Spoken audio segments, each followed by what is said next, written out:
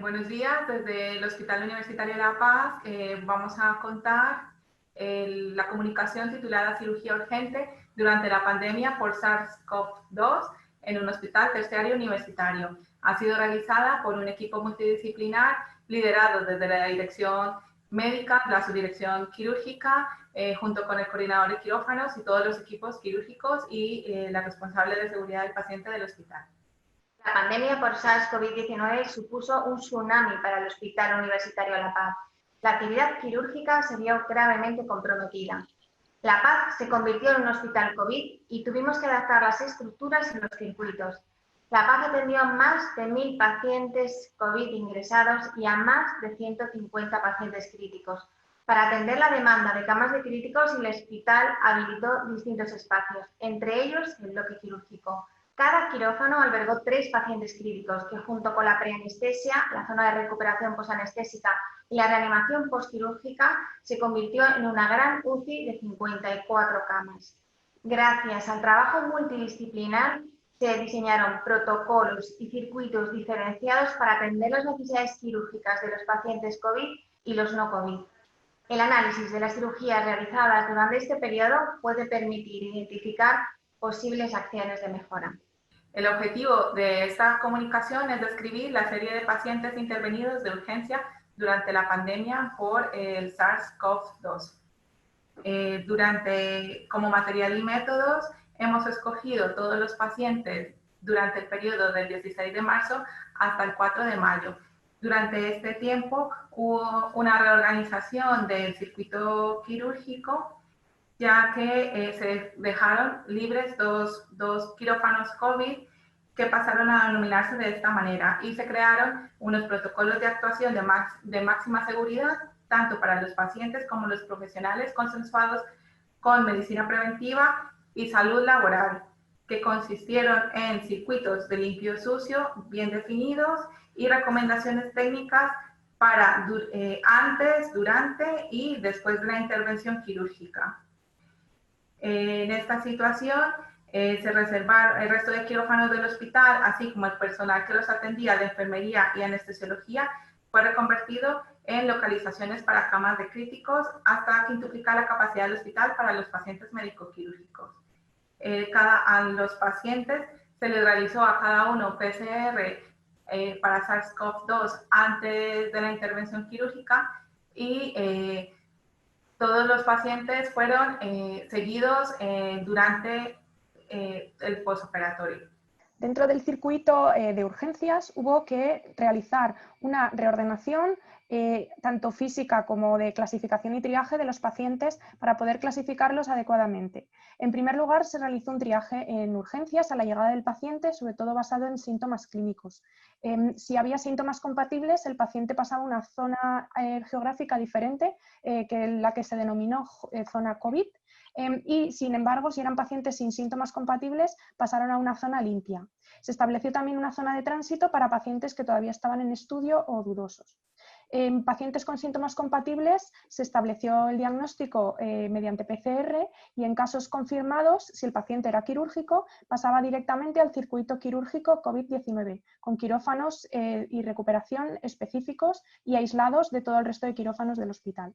Por otro lado, en pacientes de zona limpia o con resultados negativos y sin síntomas, se les pasaba a un circuito quirúrgico limpio, completamente aislado, por tanto, de los otros quirófanos. Hola, buenos días. Voy a comentar los resultados de los pacientes que intervenimos durante este periodo. Bueno, como pueden ver aquí, lo que más se operaron fueron pacientes traumatológicos y luego pacientes en los que teníamos que manejar la vía aérea, sobre todo por intubación prolongada. Evidentemente, como sabemos, los pacientes más afectados fueron pacientes ancianos que sufren estos problemas traumatológicos que luego se comentarán, y en cuanto a los pacientes intubados de larga duración, pues requieren la traqueotomía para, como comentaba antes, manejar la vía aérea.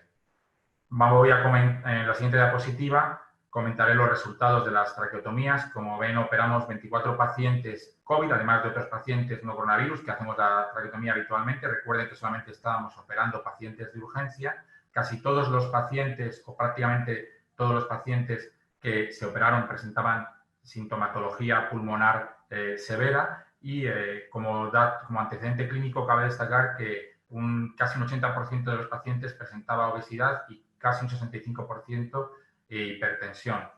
La verdad es que la evolución de estos pacientes fue relativamente mala después de tanto tiempo en la UBI y hasta el momento de corte, en el 4 de mayo, 10 pacientes a los que habíamos realizado la traqueotomía fallecieron. Aquí pueden ver algunos artículos que publicamos en diversas revistas, la Revista Española de Cirugía Maxilofacial y la Revista de Anestesia, mostrando nuestra experiencia en las traqueotomías durante ese periodo. Con respecto a los resultados del servicio de cirugía ortopédica y traumatología, en el periodo descrito tuvimos 73 ingresos, que eran pacientes con edad comprendida entre 17 y 97 años. Entre ellos encontramos 4 pacientes politraumatizados y la gran mayoría de ellos eran pacientes ancianos con fracturas de cadera por fragilidad. En este grupo de pacientes hicimos un seguimiento a 3 meses. Lo que hemos podido escribir es un descenso muy marcado en el número de ingresos con respecto al mismo periodo en el año 2019 y un aumento de la estancia hospitalaria, sobre todo en el grupo de pacientes COVID positivos. En el total de pacientes tuvimos 20 pacientes COVID positivos, lo que corresponde con un 28% más o menos. Del total de pacientes que ingresaron con una fractura de cadera, que fueron 52, solo 7 se manejaron de forma no quirúrgica, lo que quiere decir que a pesar de la situación que se vivió, seguimos llevando adelante los quirófanos con todos los protocolos descritos. 6 pacientes del total han sido reingresados en el primer mes y la mitad de ellos fue debido a la enfermedad por coronavirus. Y no hemos encontrado una mayor tasa de reingresos en función de si el paciente previamente al alta tenía coronavirus o no. En cuanto a la mortalidad, 10 pacientes fallecieron durante el ingreso, lo que supone un 7% de mortalidad intrahospitalaria. Destacar que en el grupo COVID esa mortalidad fue del 50%. Y a los 3 meses de seguimiento tenemos una mortalidad del 25%, que es bastante más alta de lo normal. Destacando que la mortalidad en el grupo COVID corresponde a un 45%.